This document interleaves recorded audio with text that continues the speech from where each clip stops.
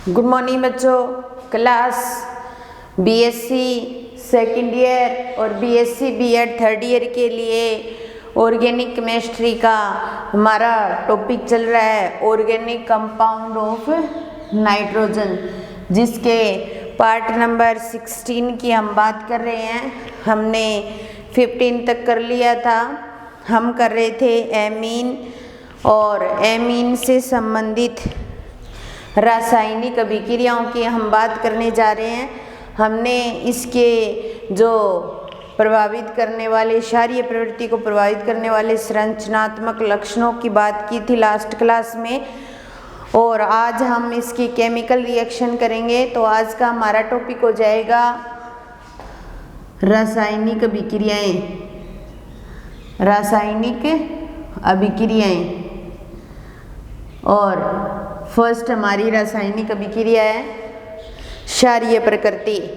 Amine क्या करता है? क्षारीय गुण शो करता है, इसलिए इसकी प्रकृति कैसी होती है? क्षारीय होती है। तो क्षारीय प्रकृति, एमीन जो होता है वो क्षारीय व्यवहार शो करता है, इसलिए एमीन को अगर अम्ल के साथ रिएक्ट करवाया जाए या अम्ल के साथ रिएक्शन करवाई जाए तो वो लवण का निर्माण करता है। तो यहाँ पर हम एमीन की क्षारीय प्रवृत्ति की बात करते हैं। एमीन के ऊपर एकांकी इलेक्ट्रॉन युग्म उपस्थित होते हैं, जिसके कारण ये क्षारीय व्यवहार शो करता है। अगर इस एमीन की क्षार के साथ रिएक्शन करवाई जाए तो ये लवण बना सकता है। जैसे देखिए CH3 और ये H इसके साथ काउंट हो जाएगा तो NH2 पॉजिटिव और Cl नेगेटिव, तो ये क्या बन गया? लवण बन गया। इसी प्रकार अगर हमारे पास C6H5NH2O यानी कि जिसको बोला जाता है एनिलीन, अगर हमारे पास एनिलीन हो और इस एनिलीन की क्या करवाएं हम? HCl के साथ अभिक्रिया करवाएं। तो HCl के साथ जब अभिक्रिया करवाते हैं तो C6H5NH3Cl नेगेटिव, तो एनिलीन से क्या बन जाएगा? एनिलीनियम लवण। क्या बन जाएगा? एनिलीनियम लवण, या फिर अपने बोले एनिलीनियम क्लोराइड भी बोल सकते हैं। क्या बोल सकते हैं? एनिलीनियम क्लोराइड भी कह सकते हैं। तो एनिलीन क्षारीय प्रकृति शो करता है। अगर इसे अम्ल के साथ रिएक्ट करवाया जाए तो ये लवण का निर्माण कर सकता है। जिस प्रकार हमने एमीन की HCl के साथ विक्रिया करवाई, लवण का निर्माण हो गया, और एनिलीन की विक्रिया करवाई HCl के साथ तो एनिलीनियम क्लोराइड प्राप्त हो गया। अब देखिए हम बात करते हैं इसकी अम्लीय प्रकृति की। अब क्षारीय प्रकृति से संबंधित तो बात हमारी हो गई थी, और हम अम्लीय प्रकृति की बात करें। जो हमारे पास एमीन है, अगर उनकी सोडियम धातु के साथ या किसी अन्य धातु के साथ रिएक्शन करवाई जाए तो वो दुर्बल अम्लीय व्यवहार भी शो कर सकते हैं। दुर्बल अम्लीय व्यवहार भी शो कर सकते हैं। जैसे हमारे पास CH3NH2 यानी कि प्राथमिक एमीन है हमारे पास, और इस प्राथमिक एमीन की अगर हम सोडियम धातु के साथ रिएक्शन करवाएं, Na के साथ रिएक्शन करवाएं, तो रिएक्शन करवाने पर CH3NH Na इसके साथ जुड़ जाएगा, ये पॉजिटिव की तरह बिहेव करेगा, ये नेगेटिव की तरह, और साथ में हाइड्रोजन गैस बाहर निकलेगी। तो जो अम्लीय व्यवहार शो करते हैं वो हमेशा ही धातु के साथ रिएक्शन करके हाइड्रोजन गैस बाहर निकालते हैं। तो यहाँ पर जो एमीन है वो दुर्बल अम्लीय व्यवहार प्रदर्शित करता है। ये हमारी 2 नंबर रिएक्शन थी। उसके बाद में 3 नंबर आती है एल्कलीकरण।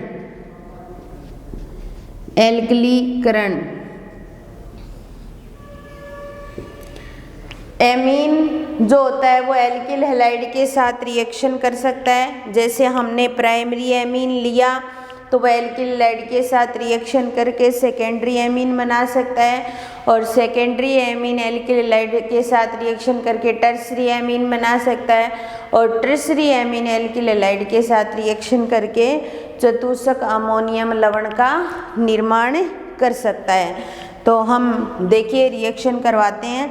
जैसे हमारे पास CH3NH2 है और इसकी CH3X के साथ रिएक्शन करवाएं, ये 1 डिग्री एमीन था।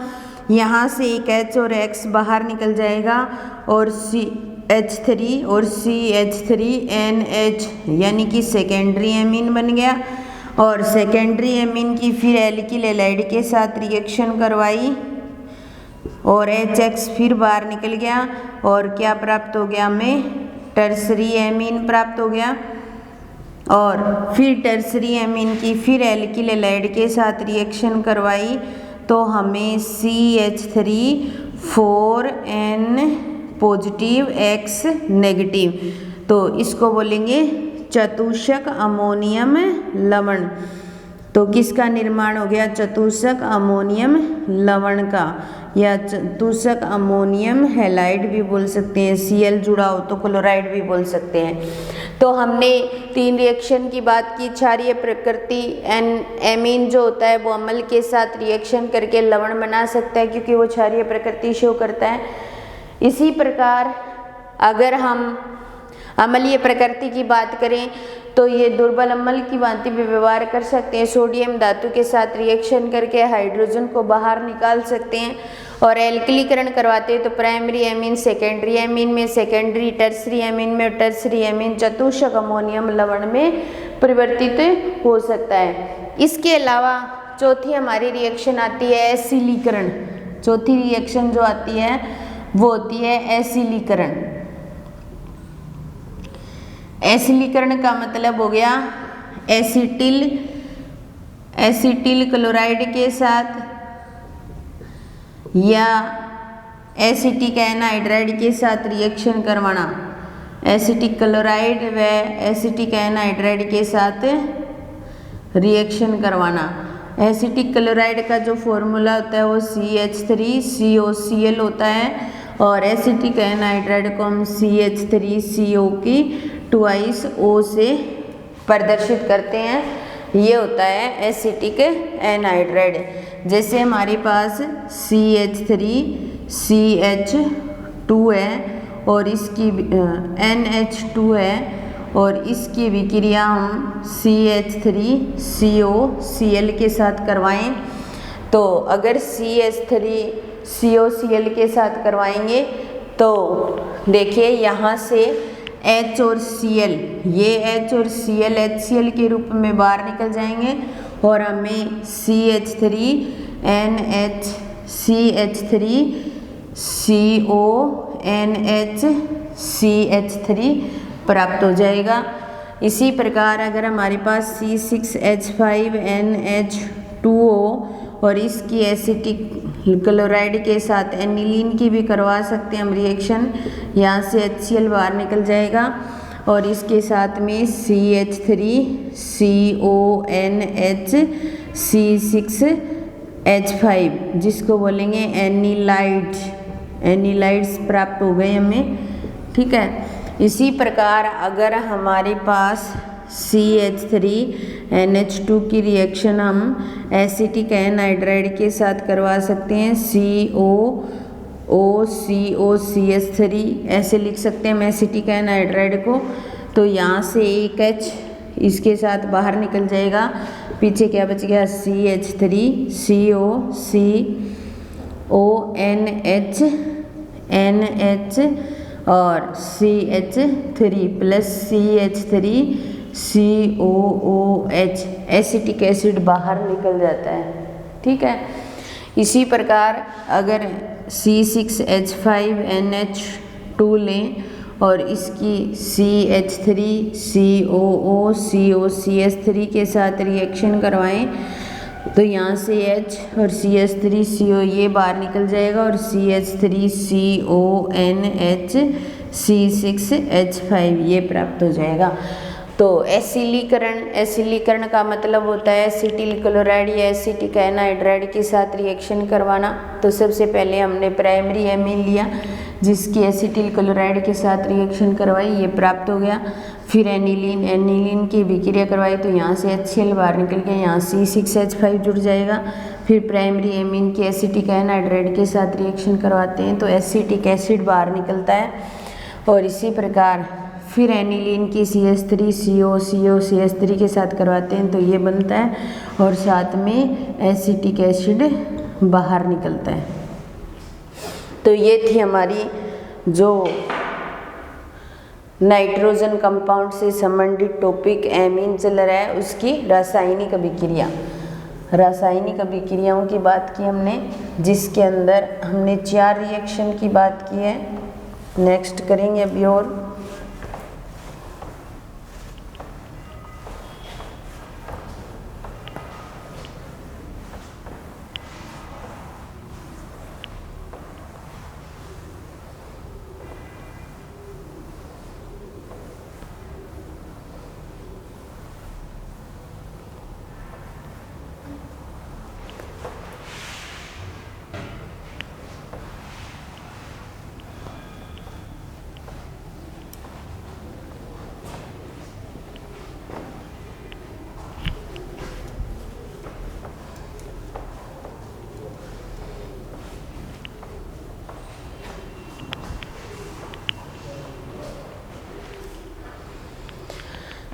उसके बाद में नेक्स्ट रिएक्शन आती है शोटन बोमन अभिक्रिया।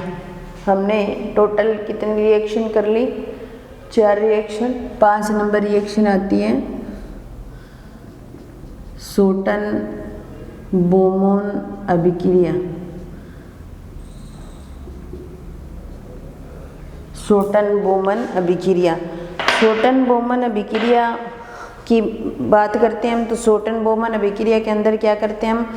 एनिलीन लेते हैं और एनिलीन का क्या करवाते हैं? बेंजोइलीकरण करवाते हैं। बेंजोइल क्लोराइड के साथ और क्षार की प्रेजेंस में रिएक्शन करवाएंगे हम। तो यहाँ पर हम C6H5NH2 ले लेते हैं और इसका बेंजोइलीकरण करवाना है तो C6H5 C double bond O और Cl, ये होता है बेंजोइल क्लोराइड। क्या होता है? Benzoyl chloride. और बेंजोइल क्लोराइड की NaOH के साथ रिएक्शन उपस्थिति में रिएक्शन करवाते हैं। तो यहाँ पर जो Na होगा वो Cl के साथ बाहर निकल जाएगा, एक वाटर का मॉलिक्यूल बाहर निकल जाएगा और ये आपस में जुड़ जाएंगे। तो ये Na और Cl बाहर निकल गया, यहाँ से एक H और H2O के रूप में बाहर निकल जाएगा। तो C6H5 C double bond O और इसके साथ NH और C6H5 ये बन जाएगा और NaCl बाहर निकल जाएगा और H2O बाहर निकल जाएगा। तो इस अभिक्रिया के अंदर अपने क्या करते हैं? एनिलीन की बेंजोइल क्लोराइड के साथ रिएक्शन करवाते हैं और रिएक्शन करवाने से हमें प्रोडक्ट प्राप्त होता है। उसके बाद में नेक्स्ट रिएक्शन आती है हमारी यूरिया का निर्माण। तो हम क्या कर सकते हैं? एमीन से यूरिया का निर्माण कर सकते हैं। इसके लिए हम क्या करेंगे? प्राइमरी एमीन लेंगे और प्राइमरी एमीन की एल्किल आइसोसाइनेट के साथ रिएक्शन करवाएंगे और एल्किल आइसोसाइनेट के साथ रिएक्शन करवाने पर हमें यूरिया प्राप्त हो जाएगी। तो CH3NH2 और C6H5NCO एल्किल या बेंजील आइसोसाइनेट इसके साथ रिएक्शन करवाएंगे। रिएक्शन कराने पर CH3NH C double bond O और NH C6H5। तो CO डबल बॉन्ड NH2 की कंडीशन किसकी होती है? यूरिया की। तो हमें यूरिया प्राप्त हो जाएगा। तो इस तरीके से हम एमीन से यूरिया भी बना सकते हैं।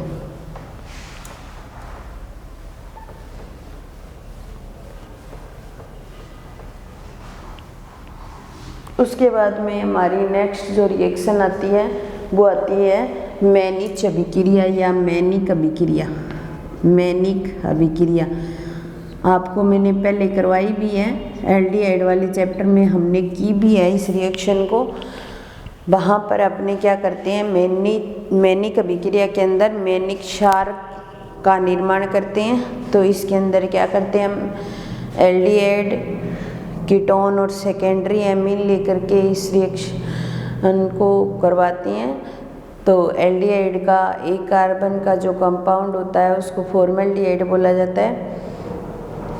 तो इसके अंदर अपने क्या करते हैं, एक तो CH3 C double bond O और CH3 इसको बोला जाता है एसीटोन या फिर इसको क्या बोल सकते हैं हम, कीटोन।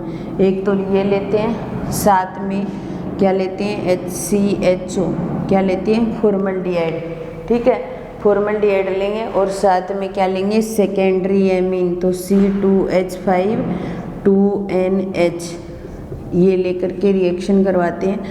तो एक H यहाँ से, ये O और ये H बाहर निकल जाएगा। उसके बाद में CH3 C double bond O और CH2 बचेगा यहाँ पे, ये कंबाइंड करके लिख देंगे CH2 और इसके साथ कौन जुड़ जाएगा N और N के साथ C2H5 की ट्वाइस और इसको बोलेंगे मैनिक क्षार।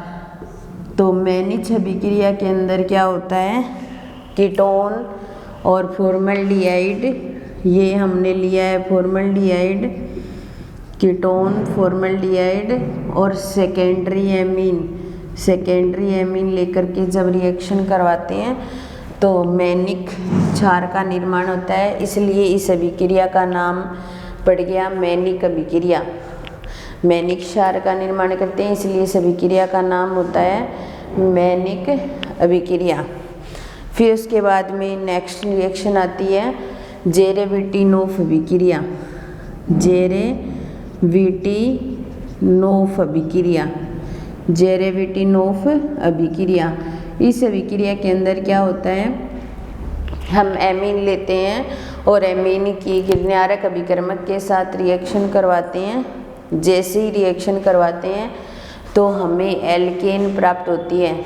तो एल्केन बनाने की एक प्रमुख विधि भी माना जाता है इस अभिक्रिया को, जैसे CH3NH2 और इसके साथ CH3MgX की अभिक्रिया करवाएं तो एक जो H होता है वो यहाँ निकल कर चला जाएगा और क्या बन जाएगा CH4 प्लस में CH3NHMgX ये बन जाएगा।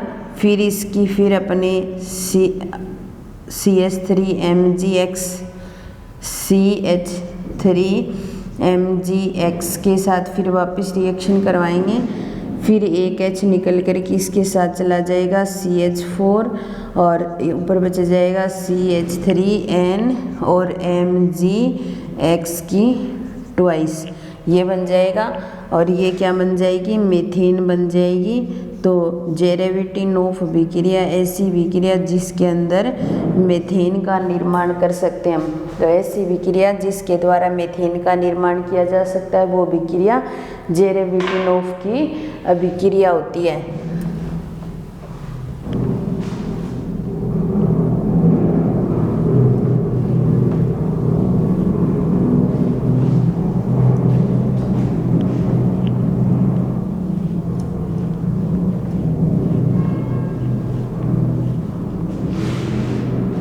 उसके बाद में नेक्स्ट रिएक्शन आती है हमारी कार्बिल एमीन अभिक्रिया। क्या आती है, कार्बिल एमीन अभिक्रिया। कार्बिल एमीन अभिक्रिया, कार्बिल एमीन अभिक्रिया के अंदर क्या करते हैं हम, क्लोरोफॉर्म लेते हैं। एक हमारे पास एमीन की रासायनिक अभिक्रिया कर रहे हैं तो एमीन है हमारे पास, और एक क्या ले लेते हैं, क्षार ले लेते हैं और रिएक्शन करवाते हैं तो एल्किल आइसोसाइनाइड का निर्माण होता है। तो जैसे हमारे पास CH3NH2 एमीन ले लिया, क्लोरोफॉर्म CHCl3 होता है और इसके साथ KOH ले लो या NaOH ले लो, रिएक्शन करवाएंगे। रिएक्शन करवाने पर ये Cl KCl के रूप में बाहर निकल जाएंगे वाटर के मोलिक्यूल में, और ये कुछ वाटर का मोलिक्यूल बाहर निकल जाए और ये कार्बन इसके साथ काउंट हो जाएगा CH3N डबल बॉन्ड C, और इसको बोलेंगे एल्किल आइसोसाइनेट, और कुछ KCl और कुछ वाटर बाहर निकल जाएगा तो इसको बोलेंगे एल्किल आइसोसाइनाइड, एल्किल आइसोसाइनाइड। तो जो हमारी कार्बिल एमीन अभिक्रिया होती है उसके अंदर हम क्या कर सकते हैं, एमीन और क्लोरोफॉर्म लेकर एल्किल आइसोसाइनाइड बना सकते हैं। इसी प्रकार अगर हम एनिलीन लें तो एनिलीन से भी ये रिएक्शन की जा सकती है। ये एनिलीन हो गया और इसकी क्लोरोफॉर्म के साथ रिएक्शन करवाएंगे KOH की प्रेजेंस में, तब C6H5N double bond C plus में KCl प्लस में H2O, तो इसको बोलेंगे फेनिल आइसोसाइनाइड, फेनिल आइसोसाइनाइड। तो इससे किसका निर्माण हो जाएगा, फेनिल आइसोसाइनाइड का निर्माण हो जाएगा। तो इस प्रकार कार्बिल एमीन अभिक्रिया के द्वारा भी हम क्या कर सकते हैं, आइसोसाइनाइड्स बना सकते हैं। और फिर उसके बाद में नेक्स्ट हमारी रिएक्शन आती है हाफमान मस्टर्ड ऑयल अभिक्रिया, हाफमान मस्टर्ड ऑयल अभिक्रिया, हाफमान मस्टर्ड ऑयल अभिक्रिया। इस अभिक्रिया के अंदर क्या करते हैं हम, कार्बन डाइसल्फाइड के साथ, कार्बन डाइसल्फाइड को CH2 से CO किया जाता है, इसके साथ रिएक्शन करवाते हैं। तो हम यहाँ पर क्या लेते हैं, प्राइमरी एमीन लेते हैं, और प्राइमरी एमीन की कार्बन डाइसल्फाइड ये होता है, इसके साथ रिएक्शन करवाते हैं। तो एक तो कार्बन के साथ सल्फर का बॉन्ड रहेगा, एक H इसके साथ आ जाएगा, सिंगल बॉन्ड में चेंज हो जाएगा। तो हम ऐसे लिख सकते हैं S डबल बॉन्ड C, और यहाँ तो NHCH3 आ जाएगा, NHCH3 जुड़ जाएगा और इसके साथ SH जुड़ जाएगा, यानी कि एक H निकल करके कहाँ चला गया, इस S के साथ में चला गया, इसलिए सिंगल बॉन्ड में कन्वर्ट हो गया।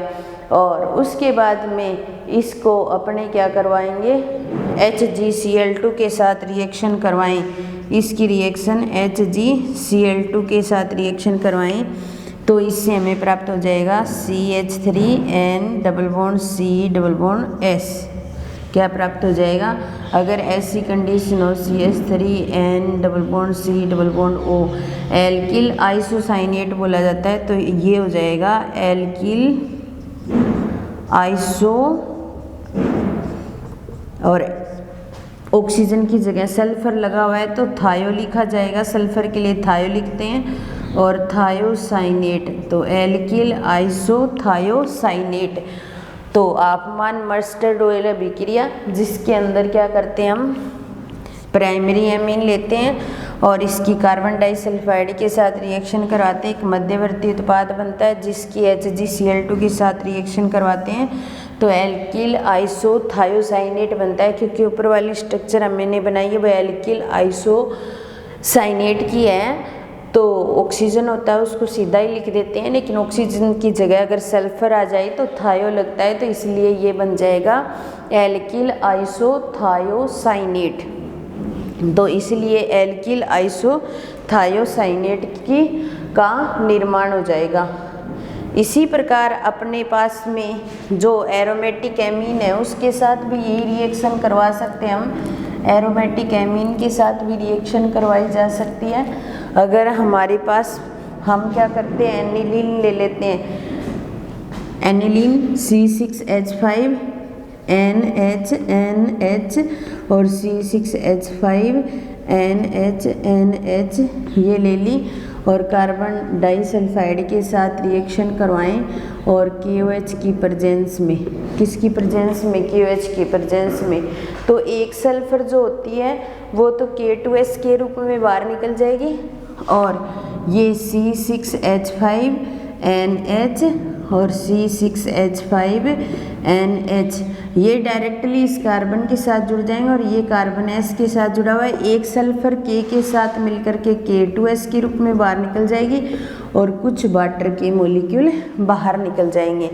तो इस तरीके से अगर एनिलीन के साथ रिएक्शन करवाते हैं तो हमें इस प्रकार का प्रोडक्ट प्राप्त होता है।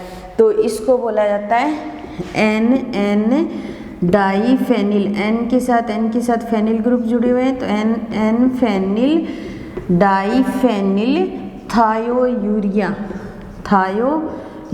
बन जाएगा। थायोयूरिया, क्योंकि यहाँ ऑक्सीजन हो तो ये यूरिया होगा और सल्फर लग गई तो O की जगह क्या आ जाए, O की जगह अगर S आता है तो यूरिया लगता है, अगर O होता वहाँ तो NN डाईफेनिल यूरिया होता, अगर S लग गया तो हमने क्या लगा दिया, थायो लगा दिया, तो इसलिए थायो यूरिया बन गया। तो इस प्रकार हम अगर एनिलीन की कार्बन डाइसल्फाइड के साथ रिएक्शन करवाते हैं क्षार की प्रेजेंस में तो NN डाईफेनिल थायोयूरिया का निर्माण होता है। तो इसके साथ ही हमारी जो केमिकल रिएक्शन थी कुछ वो कंप्लीट हो गई। अब हम नेक्स्ट क्लास में एनिलीन की जो इलेक्ट्रॉन से नई प्रतिस्थापन अभिक्रिया है वो करेंगे। आज की क्लास यहीं समाप्त करते हैं। धन्यवाद।